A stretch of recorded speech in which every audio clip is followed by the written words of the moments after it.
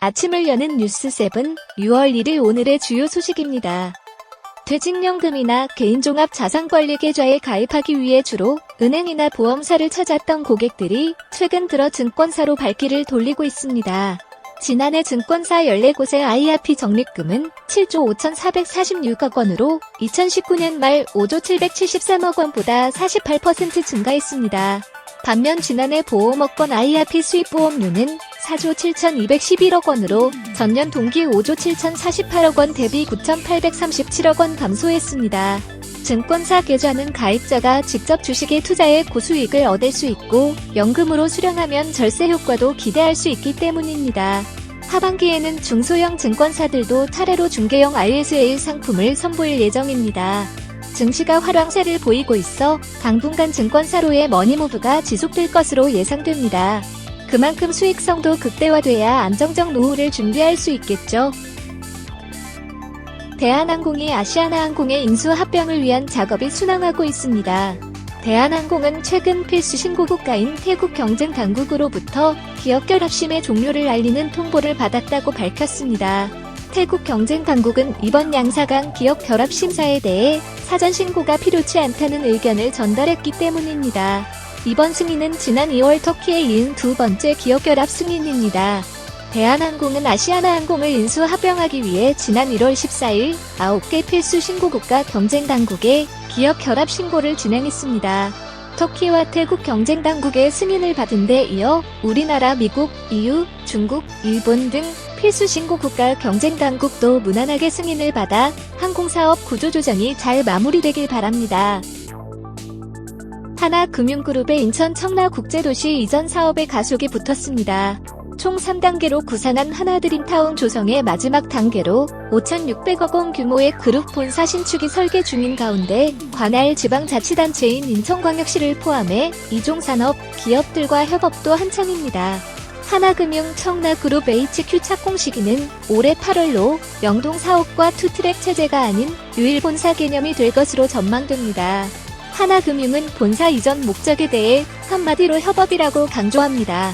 지준에 설치한 하나드림타운 운영위원회를 필두로 사업 전반에 걸친 사안들을 심의하고 본사 이전의 핵심 가치를 대내외 협업에 두고 있다는 설명입니다. 하나금융이 청라국제도시에서 보여줄 협업의 결과가 궁금합니다. 코로나19 백신 접종 대상이 확대되면서 유통업체들이 백신 휴가를 잇따라 도입하고 있습니다. 롯데백화점, 롯데마트를 포함한 롯데그룹 계열사는 백신을 접종한 직원에게 총 3일의 유급 휴가를 부여합니다. 아스트라제네카는 6일 휴가가 가능합니다. 현대백화점그룹은 내달 1일부터 백화점, 홈쇼핑 계열사 13곳을 대상으로 접종 당일과 다음날 유급으로 쉬는 백신 휴가를 도입합니다. 한화갤러리아는 지난주부터 최대 4일 백신 유급 휴가를 도입했으며 신세계 그룹도 조만간 도입할 예정입니다. 자녀 백신을 네이버, 카카오로 예약할 수 있게 돼 고령자가 아닌 일반인들도 접종하는 경우가 있는데 따른 조치입니다. 백신으로 코로나19 공포에서 빨리 벗어나길 바랍니다.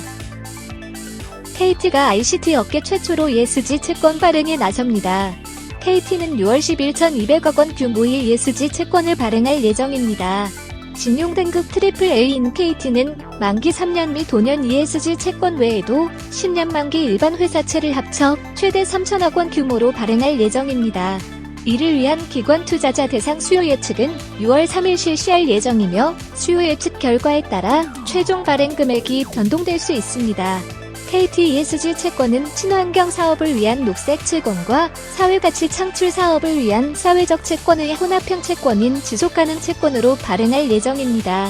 KT는 인터넷 데이터 센터 에너지 효율 관련 투자 및 녹색 건축 등급을 인증받은 부동산 개발 사업, 중소, 벤처기업 지원 목적으로 지속가능 채권 발행이 가능하다고 설명합니다. 올해를 ESG 경영 원년으로 삼은 KT의 ESG 채권 발행 수요 예측이 흥행에도 성공하겠죠?